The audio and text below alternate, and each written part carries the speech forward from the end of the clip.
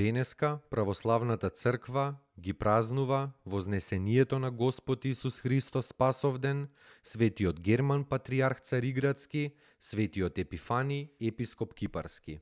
Вознесението на Господ Исус Христос Спасовден. 40 дена по воскресението, Спасителот го остварува она што го вети од почетокот. Се врати при својот Отец за да го испрати при учениците Духот на вистината. Оттогаш Христос седи од десната страна на Отецот. Одењето кај Отецот е чин јавен, се случува пред очите на апостолите. Христос се подига во воздухот и облак го подзема, носејќи го на небото. Последните пораки што им ги дава се подготовки за Педесетницата. Не оддалечувајте се од Ерусалим, туку чекајте го ветувањето од Отецот, за кое сте слушале од мене. Зашто Јован крштеваше со вода, а вие не по многу дни од денес ќе бидете крстени со Светиот Дух. А тие, кога се собраа, го прашаа велејки: во ова време ли го востановуваш, Господи, царството Израилево? И он им одговори: не е ваше да ги знаете времињата или годините што Отецот ги задржал во своја власт, но ќе примите сила кога врз вас ќе слезе Светиот Дух и ќе ми бидете сведоци и во цела Јудеја и Самарија и дури до крајот на земјата. И веднаш, додека гледаа како се крева на небото, двајца мажи во бела облека, всушност ангели, благовестеа за второто доаѓање на Христос на земјата. Наспроти упатството да не умуваат околу времињата на овие настани кои се во Божја власт, во првите години па и векови по Вознесението, христијаните очекуваа самите да бидат очевидци на земјата, на славната Парусија Господова. Светиот Герман патриарх Цариградски, син на прв царски сенатор, кого го убил царот Константин погонат. Истиот овој лош цар го кастрирал сенаторовиот син Герман и сосила го оддалечил во манастир. Како монах, Герман засветлил како звезда со својот добродетелен живот.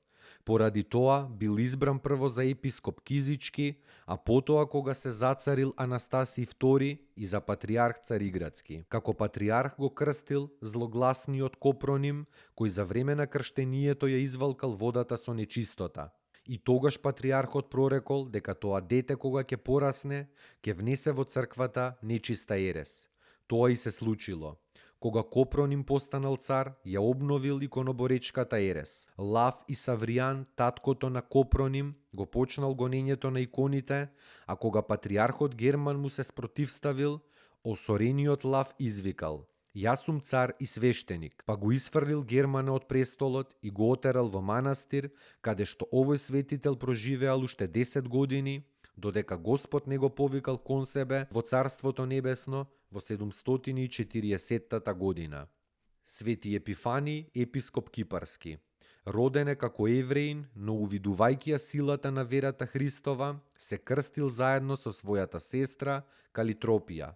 Во својата 26 година се замонашил во манастирот на Свети Иларион. Подоцна основал посебен манастир каде што се прочул по цела Палестина и по Египет поради своето подвижништво. По духовна мудрост и по чудотворство, бегајќи од славата човечка, се оддалечил во Египет. На патот се сретнал со великиот Пафнути, кој му прорекол дека ќе биде архиереј на островот Кипар, каде бил ненадејно избран и за епископ. Во 60-та година постанал епископ во градот Саламини и како епископ управувал со црквата Божја 55 години. На земјата живеел 115 години и се упокоил за вечно да живее во Царството Христово. Пред смртта бил повикан во Цариград од царот Аркадиј и жена му Евдоксија на епископскиот собор, кој требало по желба на царот и царицата да го осуди Свети Јован Златоуст. Пристигнувајќи во Цариград, тој отишол во царскиот двор, каде што царот и царицата долго го задржале, наговарајќи го да се изјасни против Златоуст. Слушнале граѓаните, слушнал и Златоуст, Божем Епифаний се согласил со царот против Златоуст. Затоа Свети Јован Златоуст му напишал писмо: